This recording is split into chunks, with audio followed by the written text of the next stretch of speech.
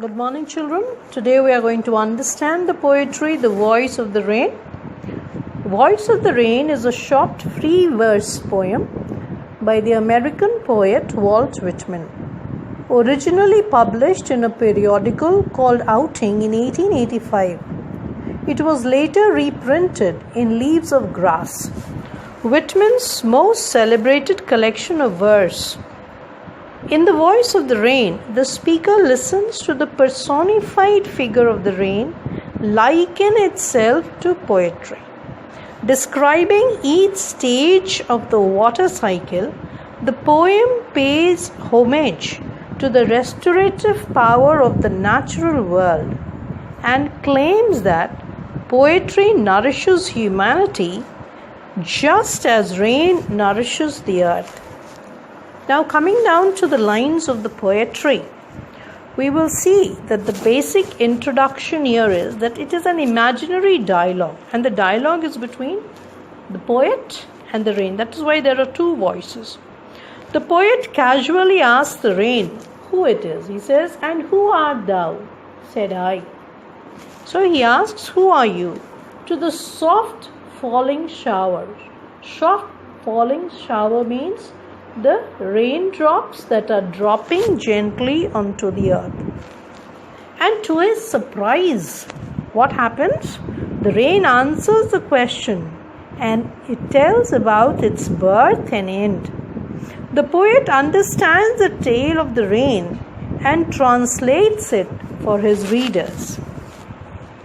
So he says that the raindrops replied and said, "It is the music of the earth. I am the poem of earth." Poem of earth means the music of the earth, said the voice of the rain. "It is born out of the land and sea in the form of water vapors." He says, "Eternal, I rise." Eternal means everlasting. I last forever. I rise, I come out. Impalpable means unable to be felt by touching. Out of the land and the bottomless sea. Bottomless means and the very deep sea. And in what form it comes? It comes in the form of vapors. It cannot be touched. It cannot be felt by anyone. And what happens to it? It rises. So it says upward to heaven. This vapor rises up to heaven in the sky.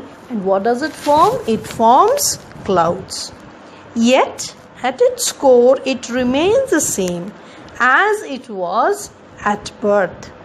And then, when this cloud becomes heavy, it returns back to earth like little droplets which wash away the layers of dust. So come up to the line of the poetry here. Upward to heaven, whence vaguely formed and together changed, and yet the same. And I descend. Descend means I fall downwards. I come back again to earth. To lave the droughts. Lave means to wash the dry spells, the atomies, the very small particles, the dust layers, the layers of dust of the earth. And all that in them without me were seeds, only latent, unborn. And when the rain falls on the earth, the seeds that were latent, that are dormant, that is inactive, suddenly gets rejuvenated. This sprouts back. It gives back life to the earth. It purifies and it makes the earth beautiful over and over again. So this is what it is saying it. I give back life to my own again. I give life to earth. And then I make it pure and beautify it. Beautify it means I make it beautiful over and over again. So this cycle goes on eternally. That is why he says the word eternal. The poet is comparing rain to a song. Song rises from the heart of the poet. Once it is complete, it is passed on from one person to another. It doesn't matter to him whether anyone listens to it or not. After the poet has sung his song, it settles back into his heart, which is its birthplace. The song keeps rising again and again from there, Thus, it purifies the poet's heart and makes it beautiful. The last two lines of the poem, that is in bracket, it indicates the reflections, observations, and the thoughts of the poet. He makes observation about the life course of a song and draws similarities between the life cycle of the song and the rain.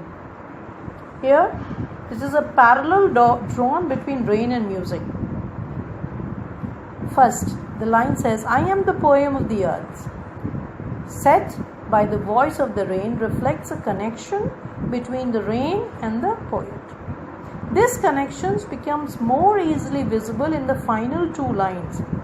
For song issuing from its birthplace after fulfillment, wandering, wrecked or unwrecked, duly with love returns.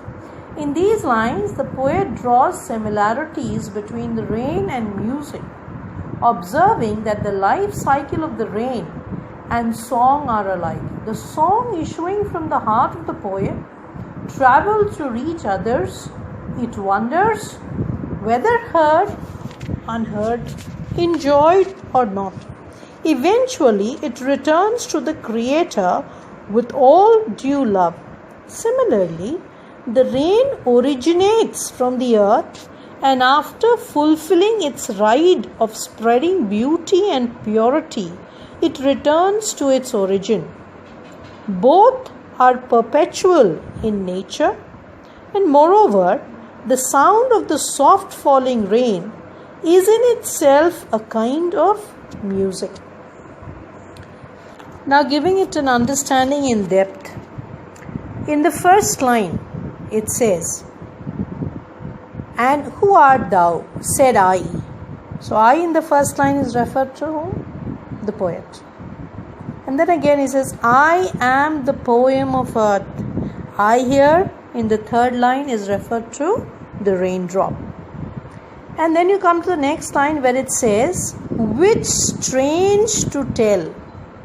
What do we understand by strange to tell?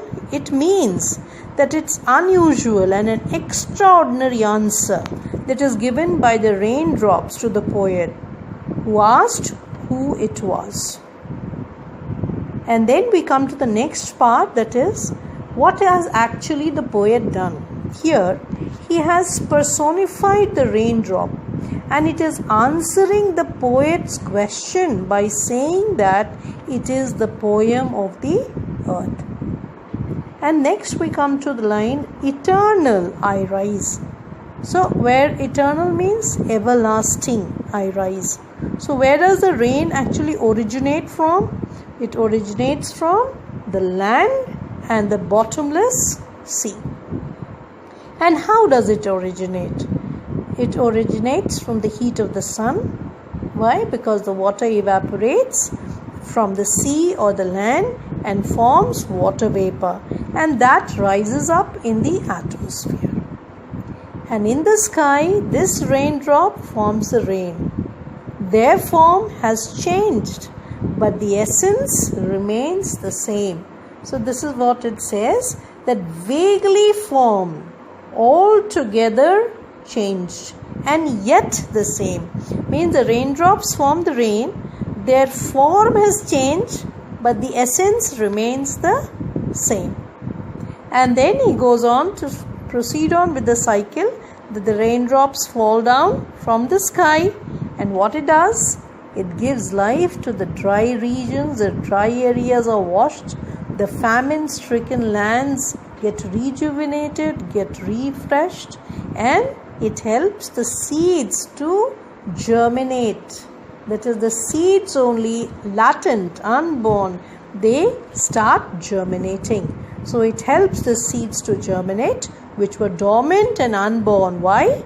Because there was lack of water, and without water these seeds cannot germinate. So that is the life-giving one. And last part it is saying that forever by day and night I give back life to my own origin and make pure and beautify it. That means that the rain helps its own origin by watering the land, quenching the thirst of the drought-stricken areas. So he has compared this life cycle of the raindrop to the song, saying that both return to their origin after fulfilling their task in the last line. So this is what we have learned through this particular poem, The Voice of the Rain. So we end this poetry with the message that is conveyed by Walt Whitman. This poem written by Walt Whitman conveys the message that like a poem, the rain is also everlasting and has an unbreakable chain of life cycle. It rises from the earth, comes back to it. The song also issues from its birthplace, wanders here and there, whether heard to or not.